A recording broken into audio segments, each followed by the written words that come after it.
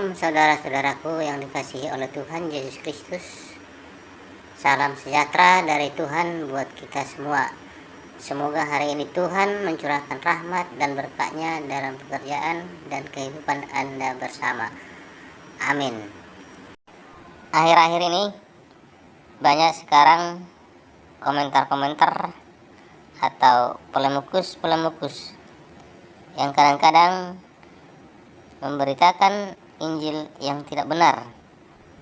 Mereka dapat memutarbalikkan ayat-ayat yang ada di dalam Alkitab.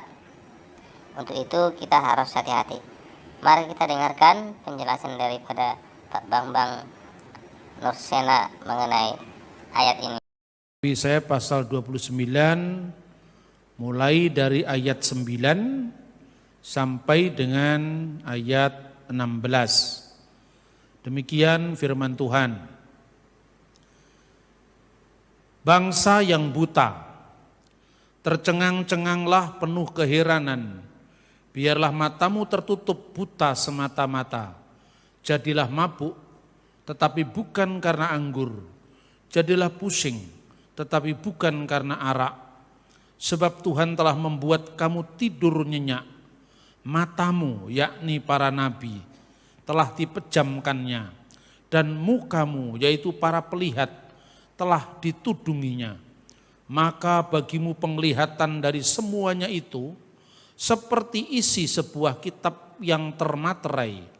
Apabila itu diberikan kepada orang yang tahu membaca, dengan mengatakan, baiklah baca ini, maka ia akan menjawab, aku tidak dapat membaca, sebab kitab itu termaterai.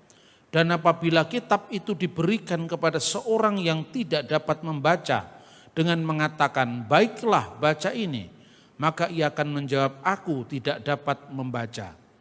Dan Tuhan telah berfirman, oleh karena bangsa ini datang mendekat dengan mulutnya dan memuliakan aku dengan bibirnya, padahal hatinya menjauh daripadaku, dan ibadahnya kepadaku hanyalah perintah manusia yang dihafalkan. Maka sebab itu sesungguhnya aku akan melakukan pula hal-hal yang ajaib kepada bangsa ini, keajaiban yang mentakjubkan. Hikmat orang-orangnya yang berhikmat akan hilang, dan kearifan orang-orangnya yang arif akan bersembunyi.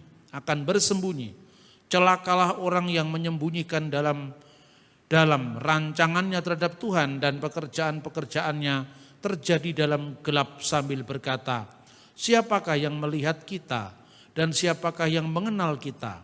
Betapa kamu memutarbalikkan segala sesuatu. Apakah tanah liat dapat dianggap sama dengan tukang periuk? Sehingga apa yang dibuat dapat berkata tentang yang membuatnya, bukan dia yang membuat kita. Dan apa yang dibentuk berkata tentang yang membentuknya, ia tidak tahu apa-apa. Haleluya. Itulah pembacaan ayat Alkitab untuk kita hari ini yang kita ambil dari Yesaya 29 ayat 6 ayat 9 sampai dengan 16. Saudara-saudara yang terkasih di dalam Tuhan, sebagaimana tadi kita membaca kitab Kidung Agung pasal 5 ayat 16 yang disalahpahami oleh orang non-Kristen yang ditafsirkan sebagai nubuat akan datangnya nabi akhir zaman, maka ayat ini juga sering disalahpahami oleh mereka dan ditafsirkan sebagai nubuat akan kedatangan nabi yang buta huruf.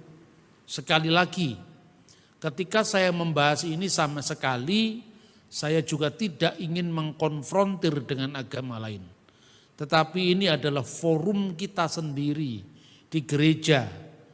Berhak dong kita menyampaikan perspektif kita sendiri kepada orang-orang Kristen, karena ayat ini sering dicomot untuk kepentingan dakwah agama lain